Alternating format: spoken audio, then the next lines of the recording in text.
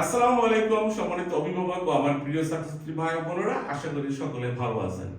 কথা বলবো কানাডার স্টুডেন্ট ভিসা নিয়ে। কানাডার স্টুডেন্ট ভিসার ক্ষেত্রে আমি যদি মেরিট হই, সেক্ষেত্রে আমার স্পাউস অথবা আমার যদি বাচ্চা কাচ্চা থাকে, সেক্ষেত্রে আমার ডিপেন্ডেন্টদেরকে নিয়ে কানাডাতে যেতে পারবো কিনা এটা নিয়ে কথা বলবো। অনেক স্টুডেন্ট ভাই বোনেরা আছেন, মেরিট বা তাদের ডিপেন্ডেন্ট চাইল্ড আছে, তারা অনেক সময় টেনশন থাকেন, আমি যদি স্টুডেন্ট ভিসাতে অ্যাপ্লাই করি সেক্ষেত্রে আমার ওয়াইফ বা আমার হাজবেন্ড বা আমার বাচ্চাকে নিয়ে আমি কানাডাতে যেতে পারবো কিনা। আজকে মূলত আমার আলোচনার বিষয়ই হচ্ছে এইটা। তো আমি ডিএম রফিকুল ইসলাম কথা বলছি আইডিয়াল ওভারসিজ এডুকেশন থেকে। Ideal overseas education UK, USA, Canada, Australia, New Zealand সহ বিশ্বের বিভিন্ন দেশের স্টুডেন্ট ভিসা নিয়ে কাজ করে থাকে। আপনাদের যদি নিজে নিজে আবেদন করতে না পারেন, আমাদের অফিসে এসে সহযোগিতাগুলো নিতে পারেন।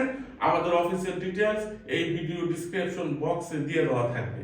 তো যেটা নিয়ে কথা বলছিলাম সেটা হচ্ছে কানাডার স্টুডেন্ট ভিসা। কানাডার স্টুডেন্ট ভিসার ক্ষেত্রে অবশ্যই একজন অ্যাপ্লিক্যান্ট যদি মেরিট হয়ে থাকে, সে তার স্পাউস এবং যদি বাচ্চা কাচ্চা থাকে, সে তার ডিপেন্ডেন্ট চাইল্ডকে এট এ টাইম আবেদন করে কানাডাতে নিয়ে যেতে পারে। ইভেন এট এ টাইম চাইলে ভিসা স্টাম্পিং করে কানাডাতে চলে যেতে পারে। সেটার জন্য কি করতে হবে? প্রথমে যে স্টুডেন্ট, তিনি স্টুডেন্ট ভিসাতে অ্যাপ্লাই করবে এবং তার স্পাউস, সেটা হোক হাজবেন্ড হোক সেটা ওয়াইফ, সে ওডব্লিউপি ওপেন ওয়ার্ক পারমিটে অ্যাপ্লাই করতে হবে। তো ওপেন ওয়ার্ক পারমিটটা যখন অ্যাপ্লাই করবেন, যখন আপনারা অ্যাকাউন্টটা ক্রিয়েট করবেন, অবশ্যই আপনার ডিপেন্ডেন্ট চাইল্ড থাকলে, স্পাউস থাকলে তাদের নামগুলো অ্যাড করে এট এ টাইম অ্যাপ্লিকেশনটাকে ড্রপ করবেন। সেক্ষেত্রে আপনার ফিনান্সিয়াল ক্যাপাবিলিটিটা স্টুডেন্ট ভিসা থেকে একটু পরিমাণে বেশি দেখাতে হবে, অন্যথায় আপনার ভিসা কিন্তু রিজেকশন হওয়ার সম্ভাবনা থাকবে। At the same time country ties বা ফ্যামিলি টাইজ প্রমাণ করার জন্য আপনার যদি কিছু এক্সট্রা ডকুমেন্টেশন চায়, সেটাও বিষয় আপনার মাথার মধ্যে রাখতে হবে। সেটা কি রকম?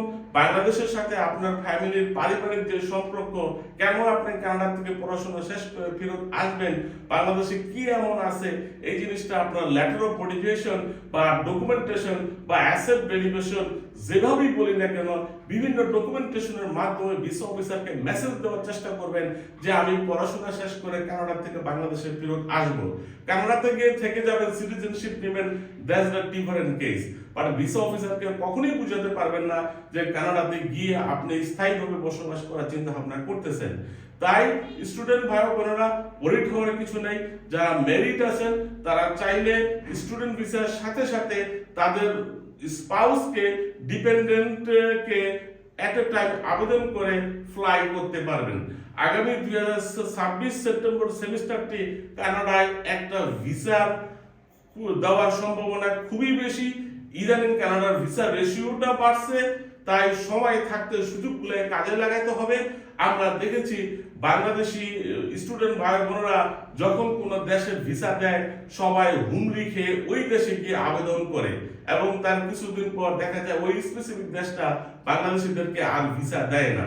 তাই এখনো মানুষ কানাডা এবং আমেরিকাতে আবেদনের যে করার যে পরিমাণটা, সেটা কম। বিভিন্ন পারিপার্শ্বিক কারণে একটা ভীতিকর পরিস্থিতি তৈরি হয়েছে। এই ভীতিকর পরিস্থিতির কারণে কানাডা এবং আমেরিকার যেহেতু স্টুডেন্টের সংখ্যা কম, সেক্ষেত্রে কিন্তু ভিসা রেশিওটা ভালো হওয়ার সম্ভাবনাটা খুবই বেশি। সবচেয়ে বড় সেমিস্টার থাকে সেপ্টেম্বর সেমিস্টার, এই সেমিস্টারকে মিস করবেন না। আমরা বিশ্বাস করি, আমাদের অভিজ্ঞতার আলোকে দায়িত্ব নিয়ে বলতে পারি, সেপ্টেম্বর 2026 সাল আমাদের এক্সপিরিয়েন্স অনুযায়ী ভিসা দেওয়ার সম্ভাবনাটা খুবই বেশি। চাই যাদের ডকুমেন্টেশন আছে, যারা স্পাউস নিয়ে ওরিট, যারা ডিপেন্ডেন্ট চাইল্ড নিয়ে ওরিট, যারা পাবলিক বিশ্ববিদ্যালয়ে আবেদন করতে চান, যারা স্কলারশিপ ফান্ডিং চান, এখনো হাতে এনাফ পরিমাণের টাইম আছে, দয়া করে আবেদন করুন। অ্যাডভান্স অ্যাপ্লিকেশন করলে আপনার ডকুমেন্টেশনের প্রবলেম থাকলে কিন্তু সেটা সর্ট আউট করার মতো সময় আপনি পাবেন, বা পরবর্তীতে আবেদন করার পরে ইউনিভার্সিটি বা এম্বাসি থেকে ভিসা প্রসেসিং এর সময় যদি কোনো ডকুমেন্টেশন যায়, সেটাও কিন্তু আপনি দিতে পারবেন। মনে রাখবেন, যখন কোনো দেশের ভিসা অ্যাপ্লিকেন্টের সংখ্যা কম থাকে, সে দেশে কিন্তু ভিসার পরিমাণ বেশি হয়। কানাডার ভিসা পরিমাণটা এর আগে খুবই ভালো ছিল, কিন্তু আমরা বাঙালিরা খুবই কিউট আমরা তখন সবাই গিয়ে কানাডাতে অ্যাপ্লাই করছি, তার ফলে কি হয়েছে, কানাডার ঢালাও ভাবে ভিসা রিজেকশন করছিল। ওই অবস্থান থেকে এখন ফিরে আসছে, প্রায় 2টা বছরের মতো টাইম লাগলো। কানাডা কিন্তু লাস্ট 2 বছরে ভিসা খুবই কম দিয়েছে, কিন্তু এবার জানুয়ারি থেকে ভিসা দেওয়ার প্রবণতাটা অনেক বেশি, এটা আমরা রেজাল্ট পাচ্ছি। তাই আপনারা আবেদন করুন। আমরা বিশ্বাস করি সেপ্টেম্বর 2026 সালে কানাডাতে কিন্তু একটা ভিসার জোয়ার যাবে। সুযোগ আসলে সুযোগ কাজে লাগাতে হবে। সকলের প্রতি পরামর্শ থাকবে, যাদের একাডেমিক সার্টিফিকেট রেডি আছে, যাদের ইংরেজি ভাষার দক্ষতার সার্টিফিকেট রেডি আছে, যাদের ব্যাংক স্টেটমেন্ট রেডি না থাকলেও আগামী 3-4 মাসের মধ্যে রেডি হয়ে যাবে, তাদের প্রতি পরামর্শ থাকবে, দয়া করে সময় নষ্ট না করে এখনই আবেদন করুন।